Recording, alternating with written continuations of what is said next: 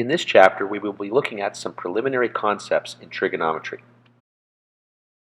And in this lesson, we're going to be solving trigonometric equations with approximate ratios. So in this lesson, we're kind of reaching back into what you would have learned in your Math 20 course here.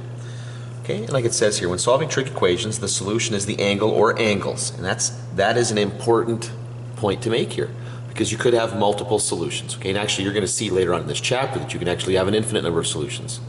Okay, so it's the angle or angles that make the equation true. And this can happen in more than one quadrant, okay? Because remember the CAST rule, C-A-S-T. Each of the primary trig ratios is positive in two quadrants and is negative in two quadrants. And because reciprocating doesn't change that, the reciprocal trig functions also have that same property. So to make this easier on us, what we do is we use this idea of a reference angle, okay? And I cannot emphasize how important this definition is. Let me go through this nice and slowly and highlight for you what's important here.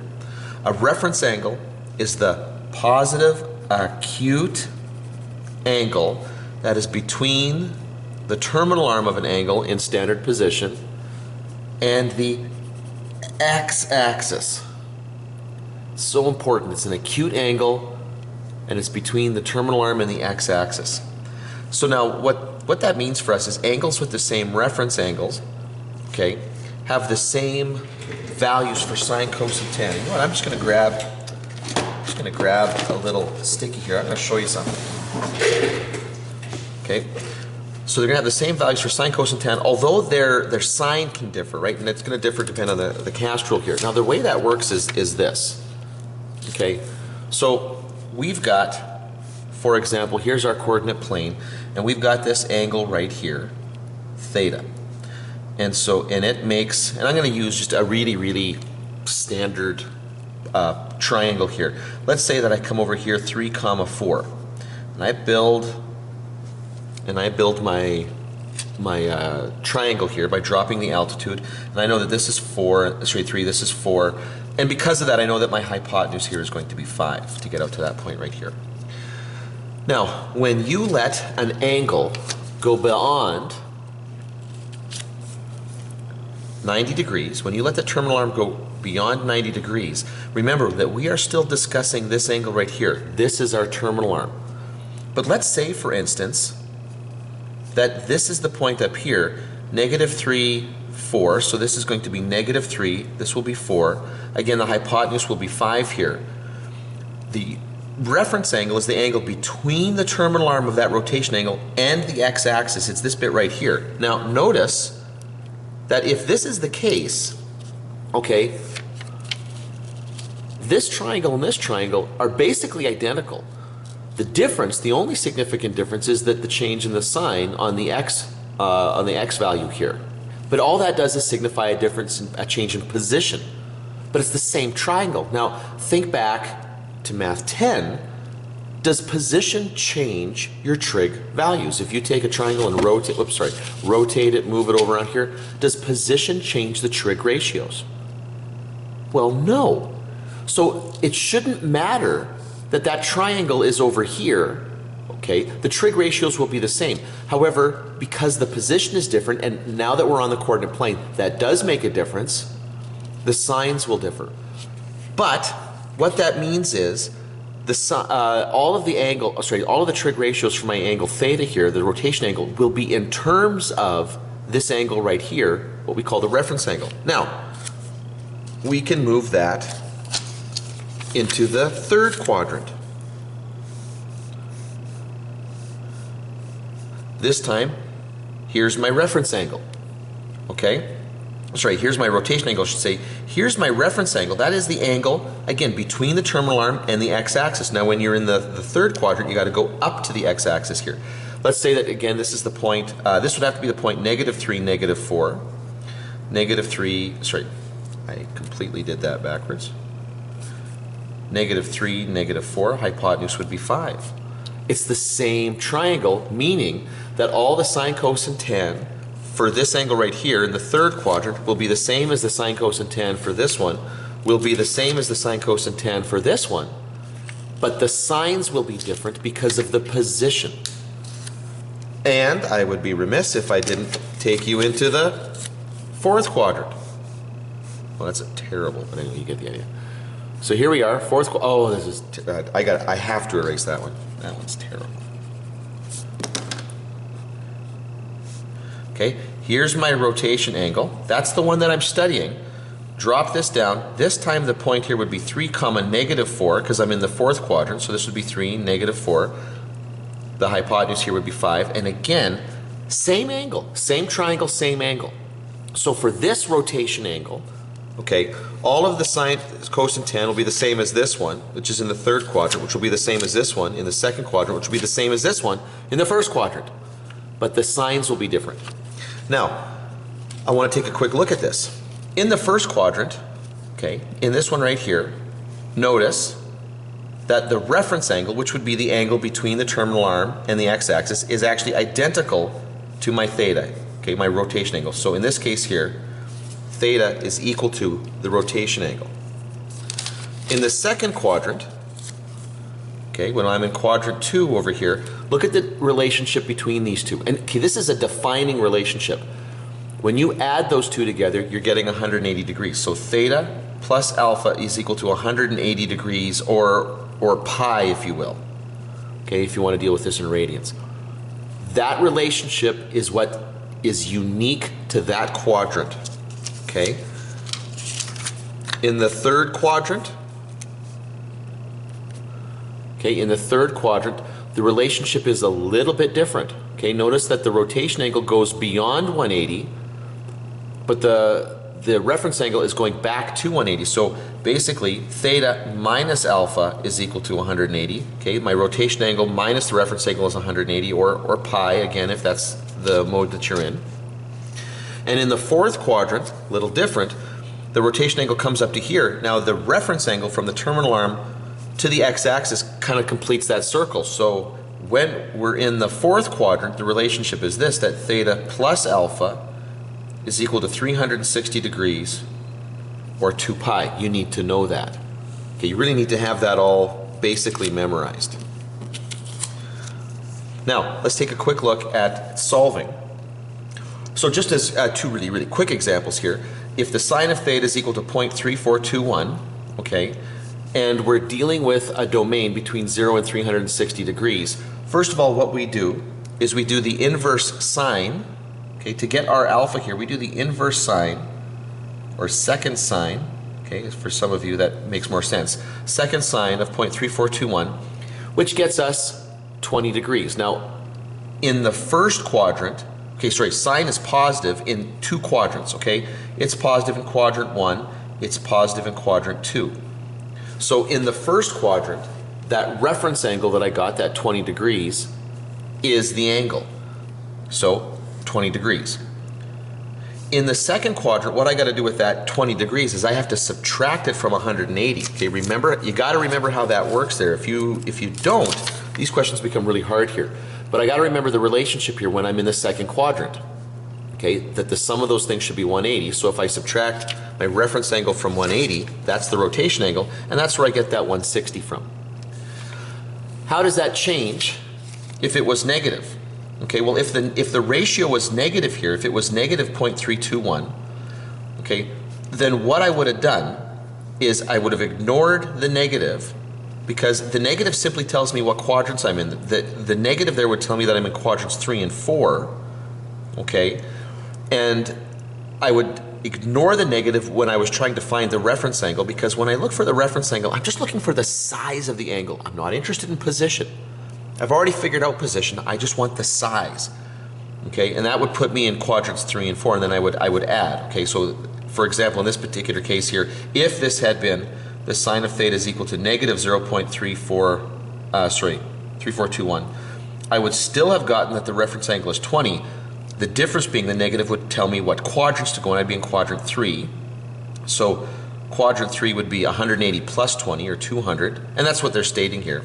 In this case, the relationship they're stating here is that the sine of 200 would be equal to the negative sine of 20. Okay, just indicating the quadrant there. In the fourth quadrant, that's just going to be 360 minus 20, which would be 340 degrees. And both of those would give you the negative value there. Okay. Now let's take a quick look at some practice questions for you. Solve cosine of theta is equal to 0.7660 for each of the following domains. So to start this question, what I want to do first of all is get in my head where we're looking and what the reference angle is going to be here. Now, what we're doing here is changing the domains here. So let's just first of all take a look at the problem. Notice that the cosine of theta is equal to a positive ratio.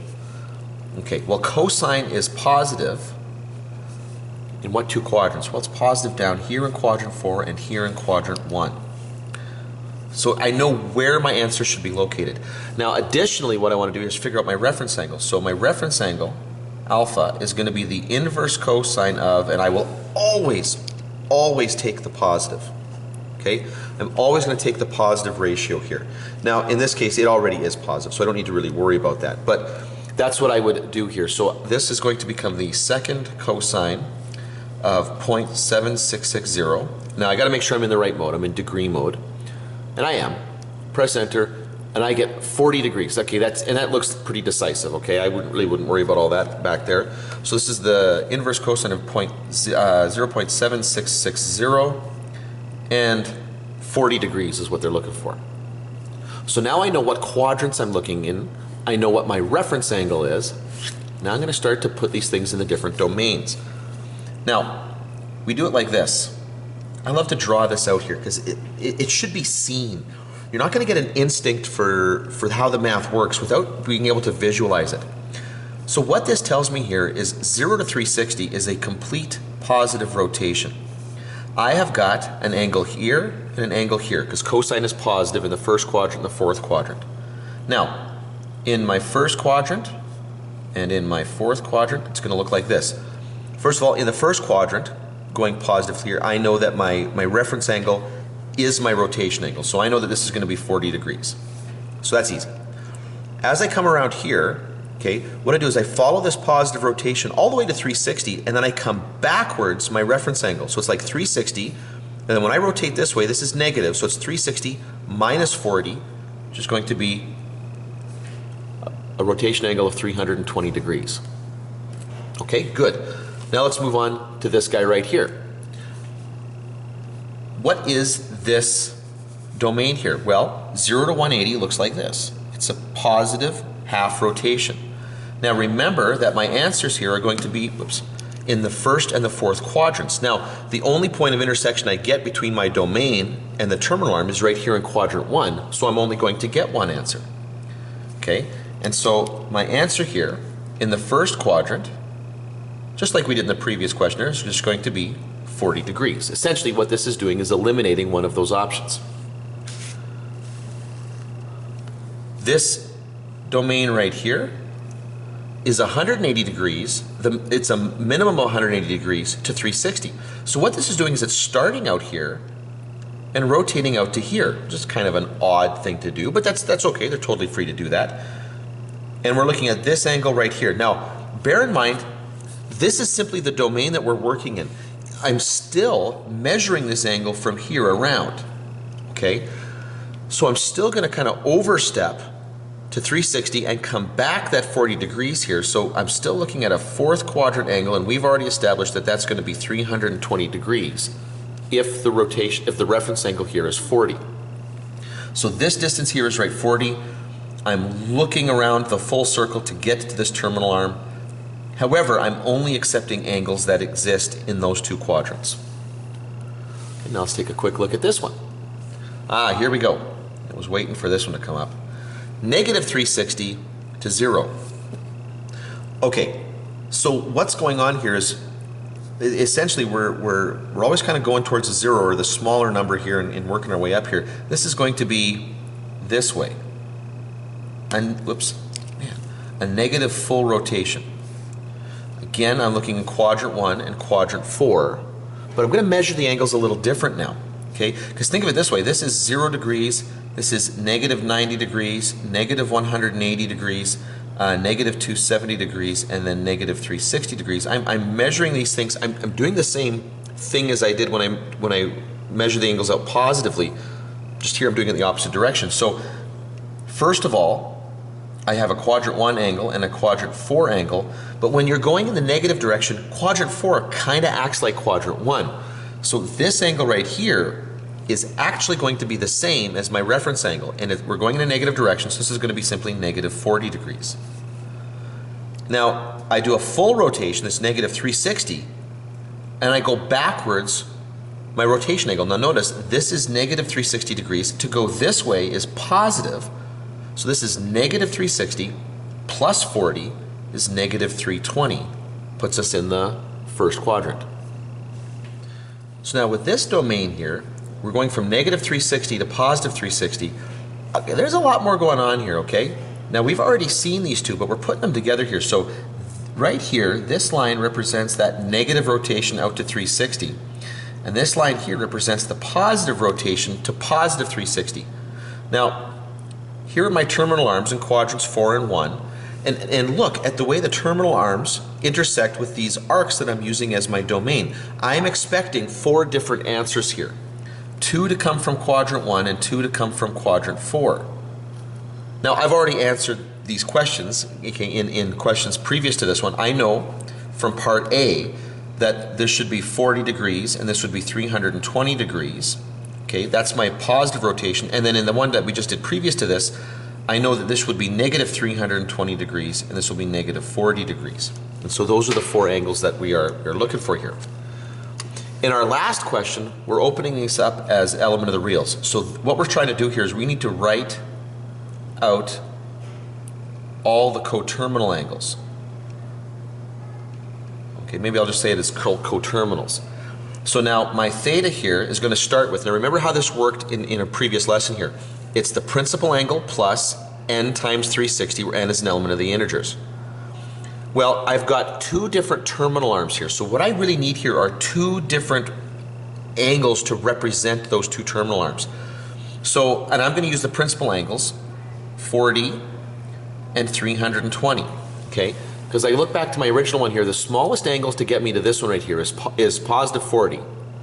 And the smallest positive angle to get me out here is 320. So this is the appropriate choice here. And then to those 2 angles, and I put a comma there to separate them out here. So there's 2 different equations. This will be plus n times 360, where n is an element of the integers. Solve cosine of theta is equal to negative 0.433 when theta is between 0 and 360 degrees. Answers given to the nearest degree. Okay, well the first thing I'm going to do when I solve a question like this is I'm going to take a quick look at the domain here.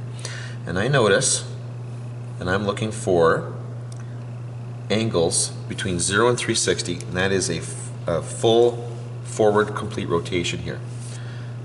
Then I look and I notice that my cosine ratio here is negative. That puts me in quadrants 2 and 3. So I can see the 2 angles I'm looking for. And now what I'll do here is I'm going to find the reference angle, which will be the inverse cosine of positive 0.433. The negative told me where I was looking.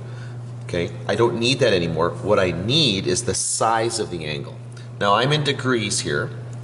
So inverse cosine of positive 0.433.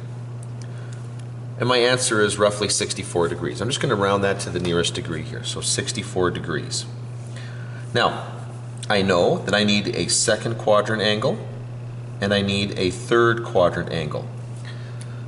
Now, to get the second quadrant angle, okay, is going to be, I rotate along this thing out here to 180, and then I go backwards the 64. So it's like 180 minus 64 degrees, and that's going to get me 116 degrees.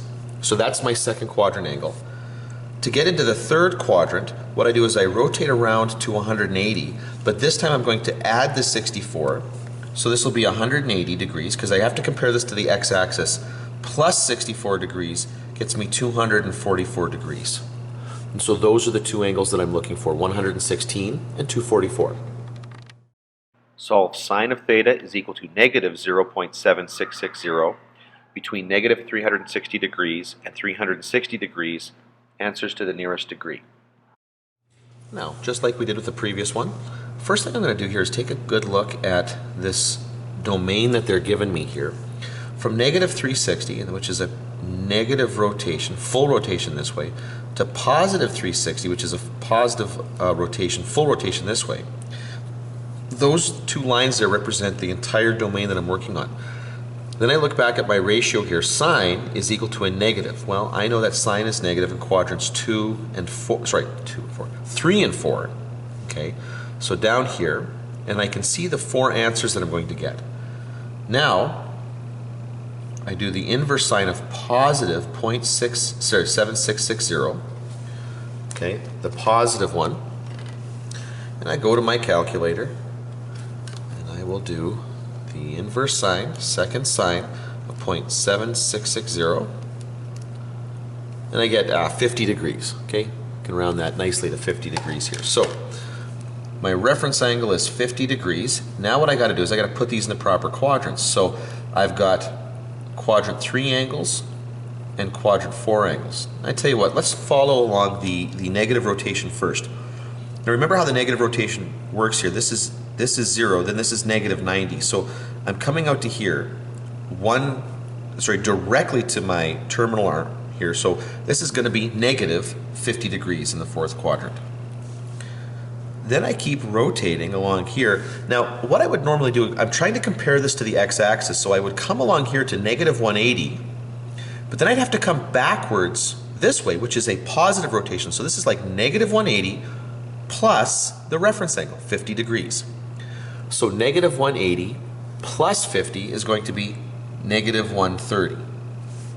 And that's it for the negative rotation. There are no other terminal arms there. So now I move to the positive rotation. I'm going to come all the way around here to 180, and then I'm going to go a little bit further into the 3rd quadrant. So this is 180 plus 50 degrees, which is going to be 230. Is that right? 230. I just don't want to do this and get this wrong. Yeah, 230. Okay, good. But then I'm going to go all the way around to 360 and then come backwards that 50 degrees. So 360 minus 50, and that's going to be positive 310 degrees. And those are the 4 angles that we're looking for. Solve secant of theta is equal to 1.221 between 270 degrees and 360 degrees. Answers to the nearest degree. Now in this case, when I go to my domain first off here, notice I've got a very restricted domain here. This one here is simply this area right here, the 4th quadrant, from 270 degrees to 360. Now, I look at my ratio here, and I got a secant here. I don't really want to be working with a secant, okay? So I'm going to reciprocate this to get a cosine out of that. But if I reciprocate the left side, I have to reciprocate the right-hand side. So cosine is going to equal 1 over 1.1221, which isn't a big deal. I know that it's positive, so I know my answers will be here in quadrants 1 and 4. Okay, so now what I got to do here is figure out what my reference angle is. So my reference angle will be the inverse cosine of 1 over 1.221. Okay, so here we go. Okay, the inverse cosine of 1 divided by 1.221. I got 35 degrees. That's a nice number there. 35 degrees. Now, normally I would be concerned about the 1st quadrant and the 4th quadrant, but in this case, I'm not concerned about the 1st quadrant because my domain doesn't include it. So I'm only concerned about the 4th quadrant. Now, remember, this mark right here just identifies the domain. It doesn't identify how I'm measuring that angle. This angle is still measured, okay, as if it's in standard position. So I would go all the way around to here. I would overshoot, okay, to 360 here, and then I would subtract the 35. So it's like going all the way around to the x-axis, so that I'm comparing it to the x-axis, positive 360 minus 35, so 360 degrees minus the 35 degrees, and I get 325 degrees. So that's the answer they're looking for in that particular domain. Solve cosecant of theta is equal to 1.0642 over the set of real numbers. Answers to the nearest degree. So in this question, the domain is theta is an element of the reals, which means this is going on forever. This implies immediately that I'm looking for coterminals. Okay, I'm going to be writing out the plus n360 at some point here, okay? So plus n360, where n is an element of the integers. That is eventually going to show up in this problem. Now let's take a quick look at this. I don't want to work with cosecant. I would rather reciprocate that to get sine. So sine of theta, and if I reciprocate the left-hand side, I got to reciprocate the right. Okay, got to do the same thing to both sides here. Now, sine of theta is positive, and I will identify this. Sine of theta is positive in quadrants 1 and 2. Now that means when I come up with my general solution, I'm going to have an angle that represents this terminal arm and this terminal arm. And now I'll go to my calculator. Okay, I go 0.10. Okay, so this will be the inverse sine of 1 divided by 1.0642. Was that right? Yeah, 0.642. Press enter, and I get 70 degrees. Okay, so my reference angle here is going to be 70 degrees. Now, I'm still going to answer as if I'm looking for it in the first and second quadrants here. So first quadrant and second quadrant. In the first quadrant, the rotation angle is the reference angle, so that's easy. Okay, that's this guy right here. But remember, to get this angle here, I want to compare it to the x-axis. So I'm going to overshoot to 180 and then go backwards 70. So it's going to be 180 degrees positive minus 70 degrees, and that's going to get me 110 degrees. Now, if I want my general solution, what I need to do is have a representative for both of those terminal arms. Now I'm going to use the principal angles, the smallest positive, because that's what I just found. So 70 degrees for the first terminal arm, 110 for the second terminal arm, plus, and now I fill it in with n360, where n is an element of the integers. So there's the answer in general form. Solve 2 cosine of theta plus root 3 equals 0 between negative 360 degrees and 360 degrees. Answers to the nearest degree. Right, now we're back to a finite domain here. But it's another big one here, but that's okay. That's okay. We've got this negative 360 rotation, so negative 360 degrees looks like this. Positive 360 looks like this. Okay, now I got to do a little bit of work with my equation here because that's not quite in the form that I want it to be. I want the trig function isolated. So the first thing I'm going to do is bring over that root 3, then I'm going to divide by 2. So negative root 3 over 2. Okay, now cosine, the ratio here is negative. That tells me that I am in quadrants 2 and 3, and I can see my 4 solutions here, and I'm going to get 4. My reference angle is going to be the inverse cosine of positive root 3 over 2. I don't need the negative now. Don't need it because I already know where it's located. I just need to know the size of the answer here. Now, this should be something that you're familiar with. You should recognize that ratio whether you've looked at the unit circle in Math 20 or the special triangles, or if you just want to go to your calculator here. If you do the inverse cosine of root 3 over 2, you will get 30 degrees. Okay, so now I'm going to put this in quadrant 2 and quadrant 3. Now the first thing I'm going to do though is I'm going to go along the negative rotation here. So to get out to this angle right here, I'm going to overshoot it negative, so negative 180. Then I'm going to add 30 to go this way. So I overshoot to the x-axis and then come back. So negative 180 plus 30 is going to be negative 150 in quadrant 3. To get out to the second quadrant, I go to negative 180, and I go an additional negative 30. So it's going to be negative 210. Now, those are the only 2 terminal arms that intersect this rotation. So now I go to my positive rotation. I'm going to come around here, and I'm going to overshoot to 180. So positive 180 back 30 is going to be positive 150. And then to get into the third quadrant, I hit positive 180, and then I go an additional 30. So it's going to be 180 plus 30, 210. And so those are the 4 solutions that I'm looking for in this question. Solve tangent of theta is equal to 0.4663 over the set of real numbers. Answers to the nearest degree. Okay, now here's another question where the answer is intended to be over all real numbers, which again means that we're looking for a list of coterminals. Now, however, when you're dealing with tangent, we're going to notice something a little unusual pops up here. But first of all, we're going to pretend we don't know that. So, to start off with, I see that tangent is positive, so I'm going to look at my coordinate plane here, and I know that tangent is positive here and here.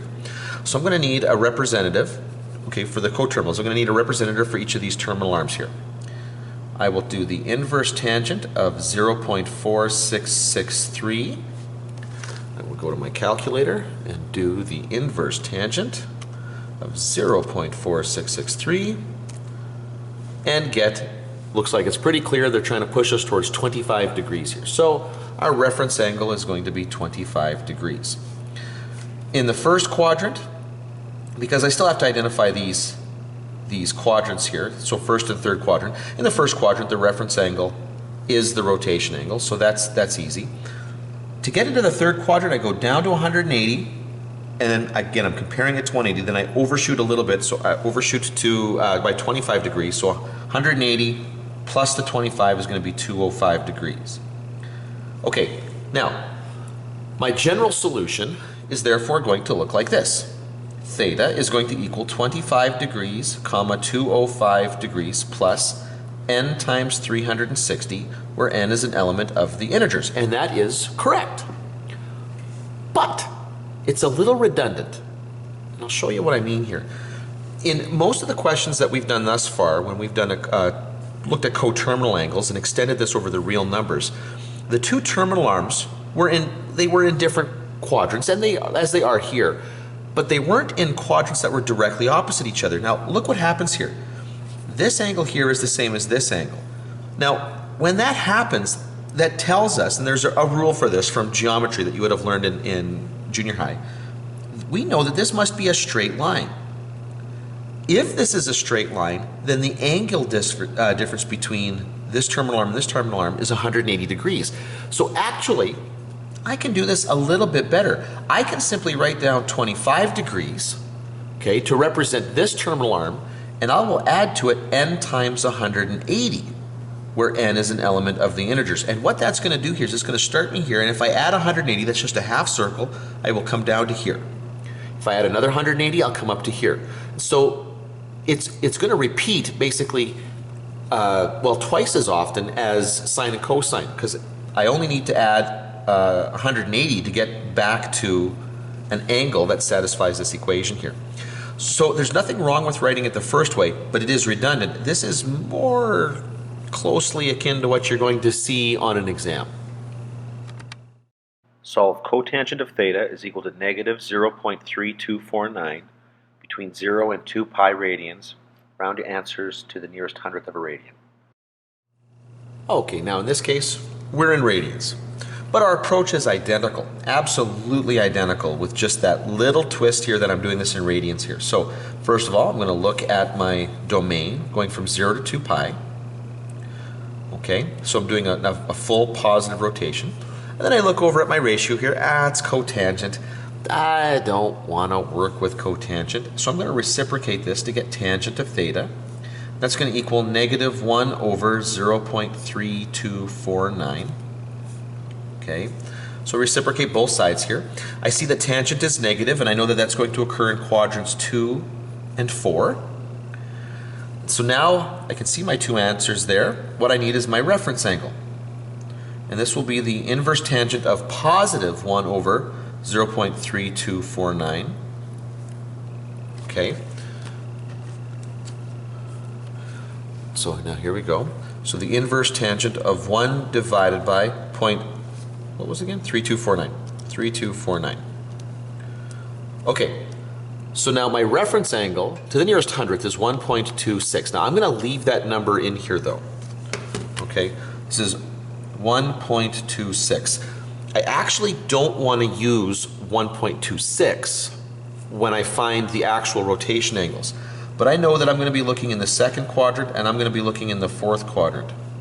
Now, what I'm going to do with this, because I know that I'm going to use this whole decimal here, I'm going to store this just momentarily here. I'm going to store this in X. So that's what it looks like on the screen here. Now, every time I press X, I'm going to get that number. Okay, so now, to put my answer in the second quadrant, okay, to put it in the second quadrant, what I do is I overshoot to to the x-axis. Now that's, remember, in radians, this is pi.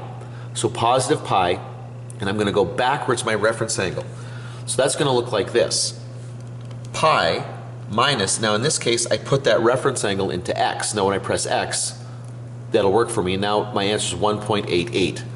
So in the second quadrant, 1.88. And that's my final answer, so this is now when I consider rounding it.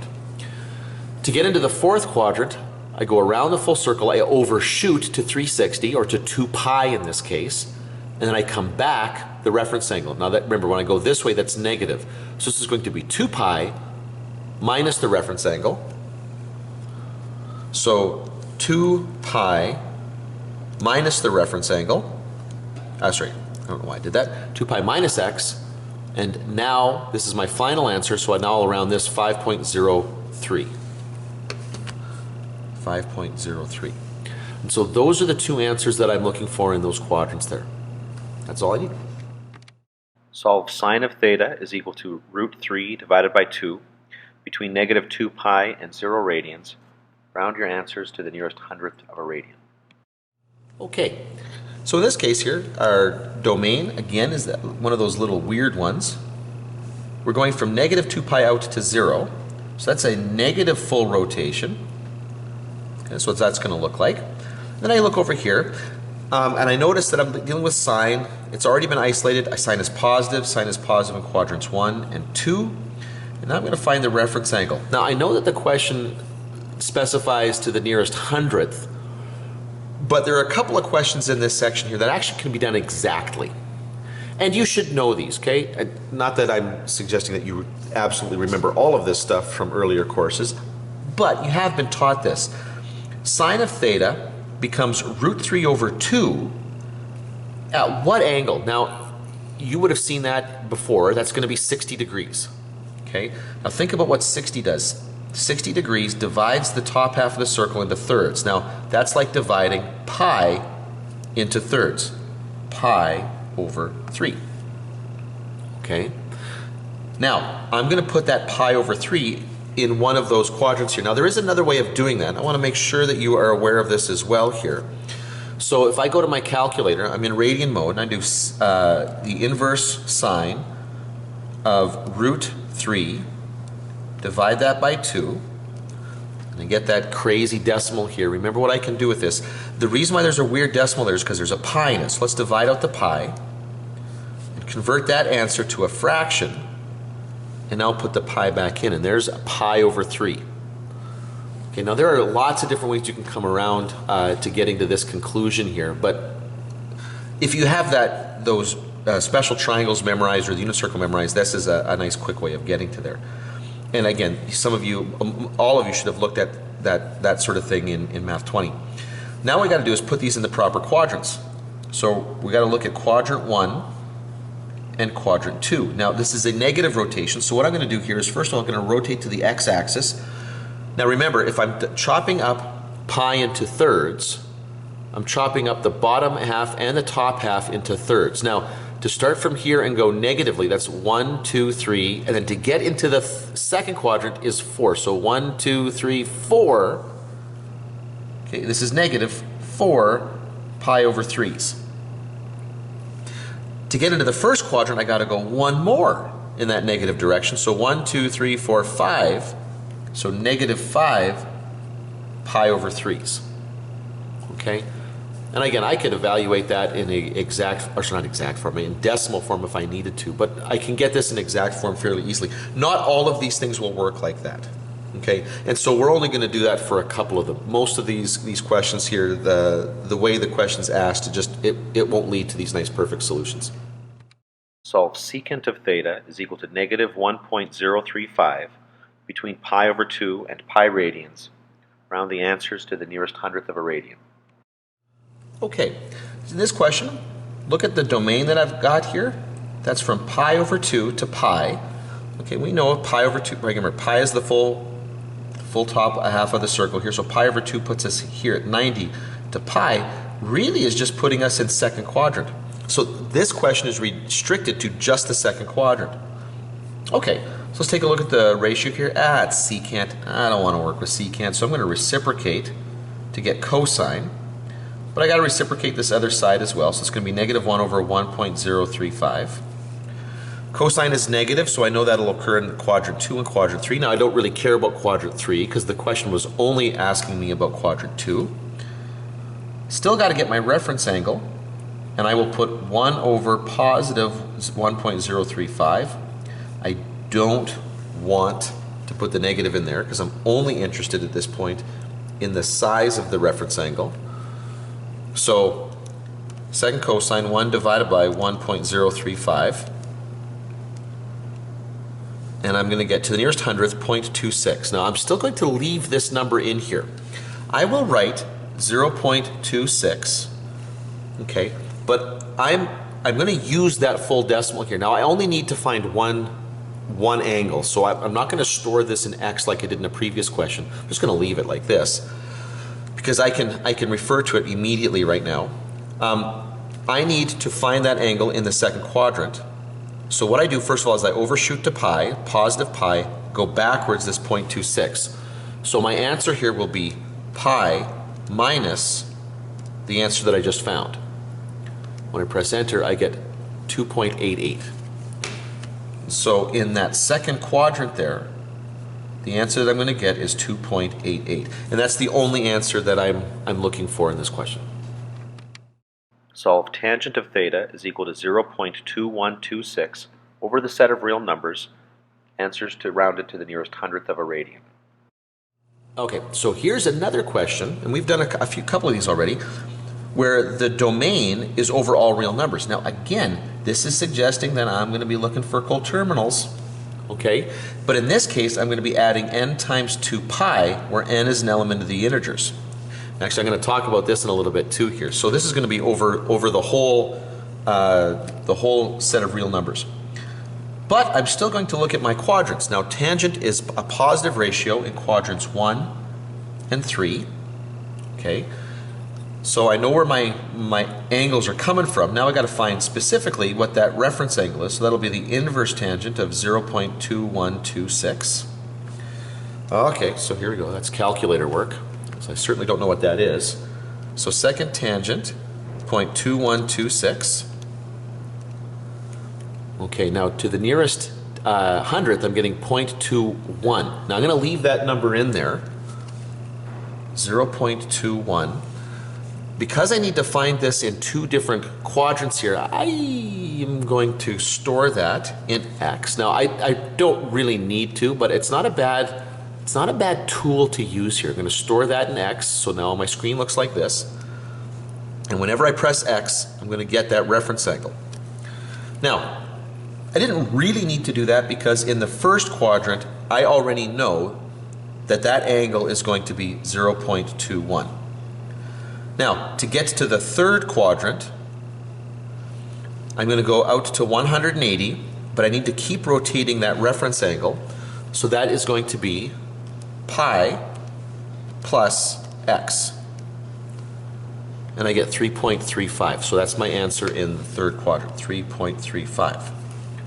Okay, now, but this is an answer over the set of real numbers here, so this is going to be therefore theta is equal to 0.21 or 3.35 plus n times 2 pi, where n is an element of the integers. And that is correct. Nothing wrong with that. However, notice again that my angles here, my terminal arms are in quadrant 1 and quadrant 3. Now, these guys are always going to be pi radians apart. So actually, I can simplify my answer by stating this. I can just state 0.21 plus n times pi, where n is an element of the integers. And that'll take into account both terminal arms, because I'll start here, add pi to get this one, add pi to go back, add pi, and so on. That's as often as I need to repeat it. So actually, that's a better way of writing that answer. Solve 2 sine squared of theta minus 1 equals 0 between negative 2 pi and 2 pi radians. Answers rounded to the nearest hundredth of a radian. So here's a question that's gonna make us work a little bit.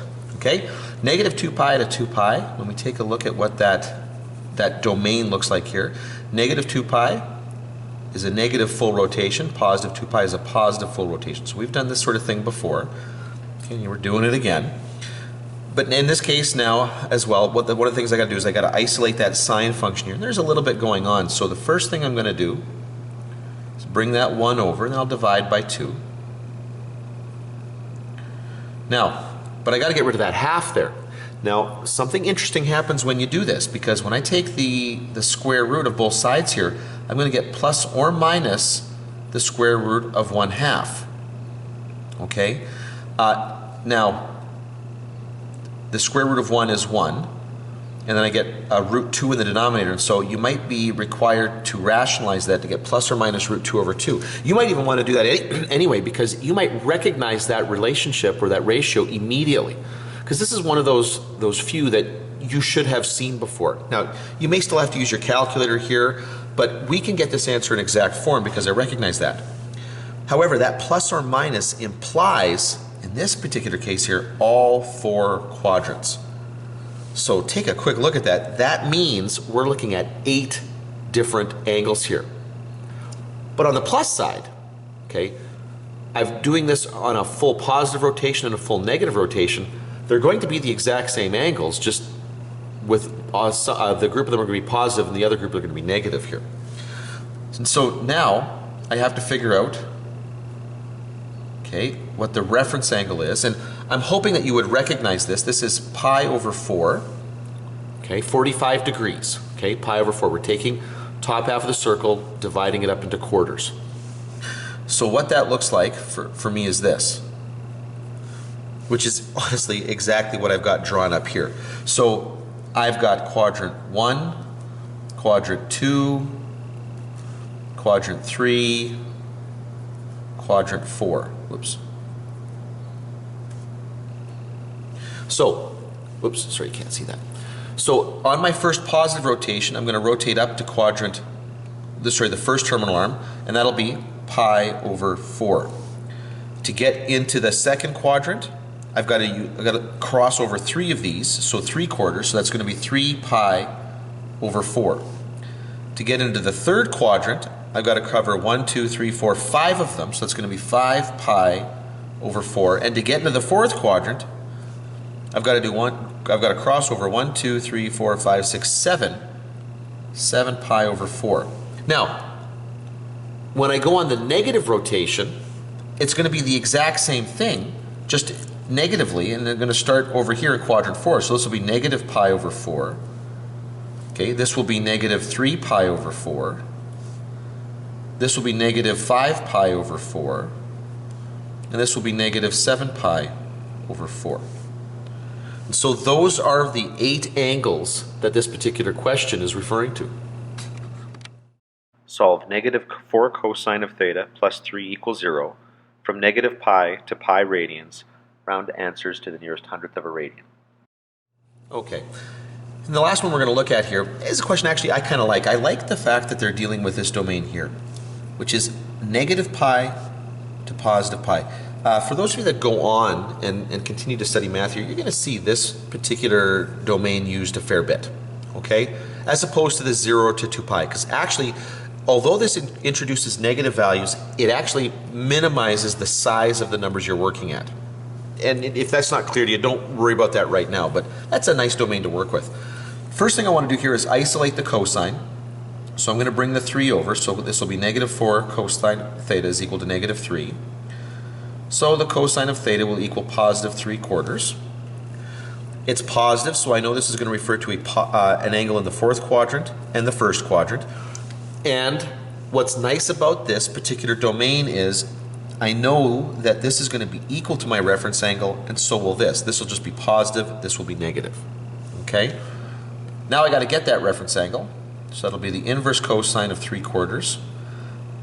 As nice as that little fraction is right there, I do not recognize that from the unit circle. I don't recognize that as a special triangle thing that you would have seen earlier, so I'm going to go to my calculator. And this will be the inverse sine of 3 divided by 4. Okay, and I get 0.72. Okay, to the nearest hundredth. So 0.72. Now, for my first quadrant, The rotation angle is the same as the reference angle, so this will be 0.72. But to get into my fourth quadrant, it's the same thing, just in the negative direction, so negative 0.72. So those are the two answers that we're looking for. I like that domain, kind of simplifies things a little bit.